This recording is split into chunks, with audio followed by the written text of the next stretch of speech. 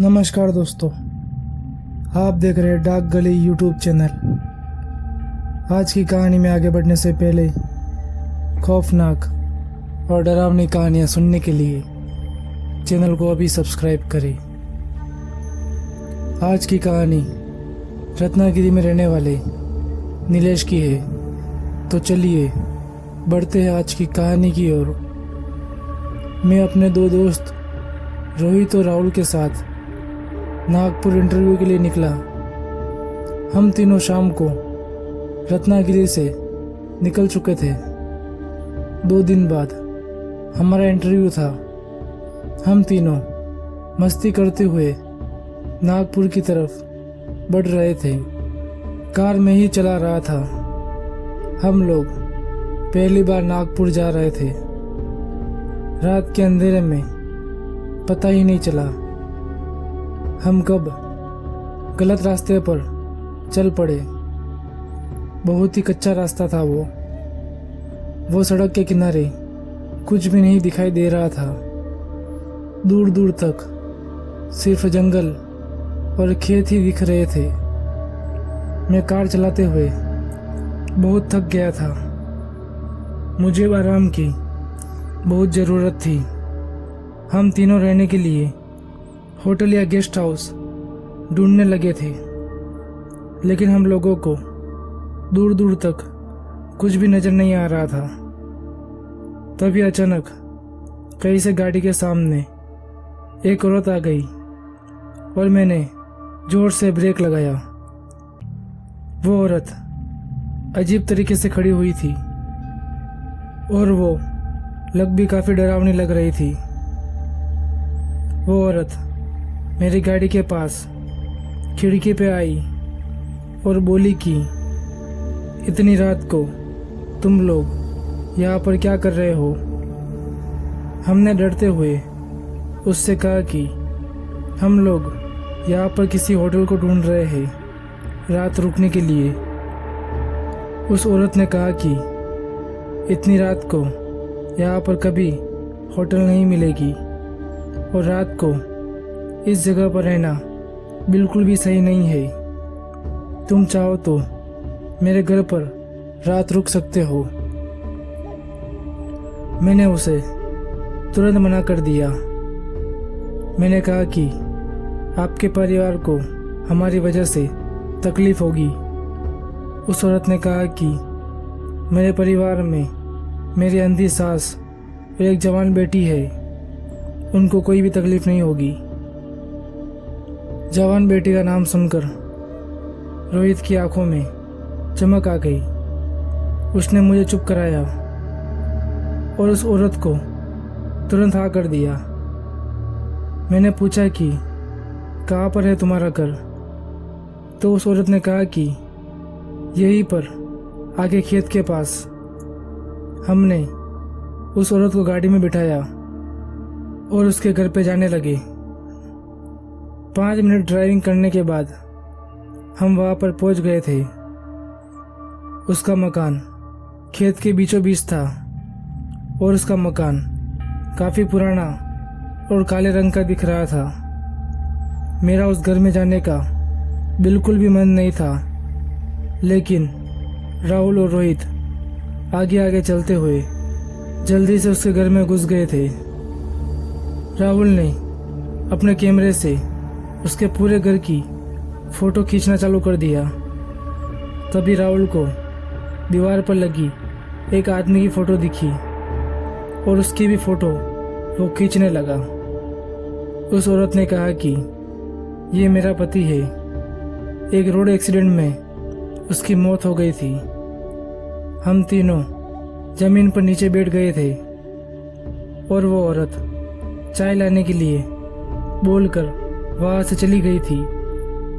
हम तीनों नीचे बैठकर पूरे घर में अपनी नज़र घुमा रहे थे। उस घर में मुझे घुटन हो रही थी। तभी अचानक एक कमरे में से किसी लड़की की गाना गाने की आवाज़ आती है।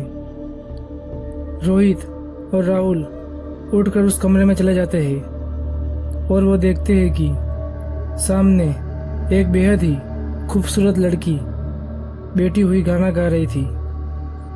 वो दोनों उसके पास बैठकर उससे बात करना चालू कर देते हैं। मुझे उन दोनों पर गुस्सा आ रहा था। तभी मुझे दूसरे रूम में से किसी के खांसने की आवाज़ आती है। मैं उठकर उस रूम में गया और देखा कि वहाँ पर एक बूढ़ी औरत सोई हुई थी। वो इतनी पतली थी कि उसकी हड्डियाँ साफ दिखाई दे रही थी। उसकी आंखों की जगह बड़े बड़े खड्डे थे। मैं उसके पास गया और उसके बगल में जाकर वहीं पर बैठ गया। तभी वो बुढ़िया एक झटके से उठ जाती है और मेरा हाथ पकड़ लेती है और बोलती है कि उस गाड़ी वाले ने मेरे बेटे शंकर को मार दिया था। अब जो भी गाड़ी वाला इस सड़क से गुजरेगा उसकी मौत पक्की है।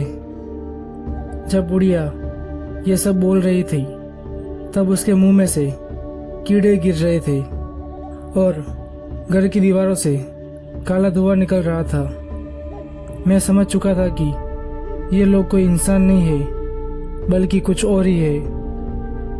मैं वहाँ से तेजी से भागा और रोहित और राहुल से कहा कि जल्दी से उठो यहाँ से, नहीं तो हम लोग जिंदा नहीं बचेंगे। मेरे इतना बोलते ही वो लड़की गायब हो जाती है। हमको अपनी आंखों पर विश्वास नहीं हो रहा था। हम तीनों बाहर की तरफ भागने लगे।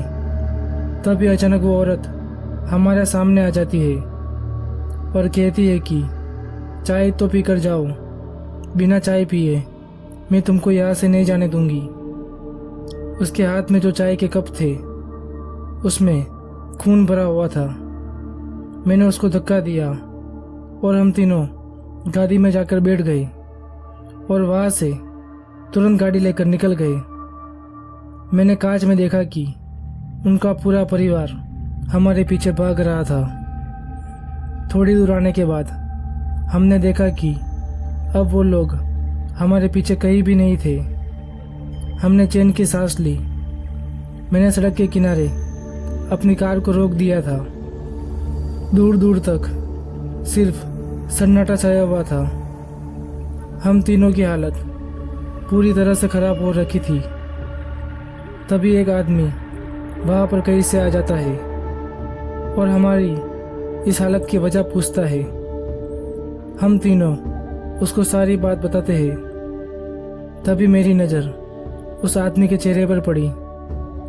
यह वही आदमी था जिसकी तस्वीर उस घर की दीवार पर लगी हुई थी। मैंने ये देखते ही तुरंत गाड़ी चालू की और वहाँ से भगाने लगा। मुझे समझ नहीं आ रहा था कि ये सब हमारे साथ क्यों हो रहा है। मैं अंधेरे में गाड़ी भगाए जा रहा था। तभी अचानक कहीं से वो औरत मेरी गाड़ी के सामने भागते हुए आ जाती है। मैं अपनी गाड़ी का संतुलन खो देता हूँ और हम सब एक खाई में गिर जाते हैं। जब मेरी आँख खुली तो मैं हॉस्पिटल में था। उस हादसे में मेरी जान तो बच गई, लेकिन मेरे दोनों दोस्तों की मौत हो चुकी थी। वो लोग कौन थे और कहाँ से आए थे और क्यों हमारे पीछे पड़ गए थे, ये बात सोचकर आज भी मैं पागल हो जाता हूँ।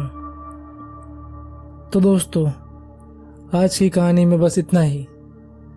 अगर ये कहानी आपको अच्छी लगी हो तो वीडियो को लाइक करें और चैनल को सब्सक्राइब करें।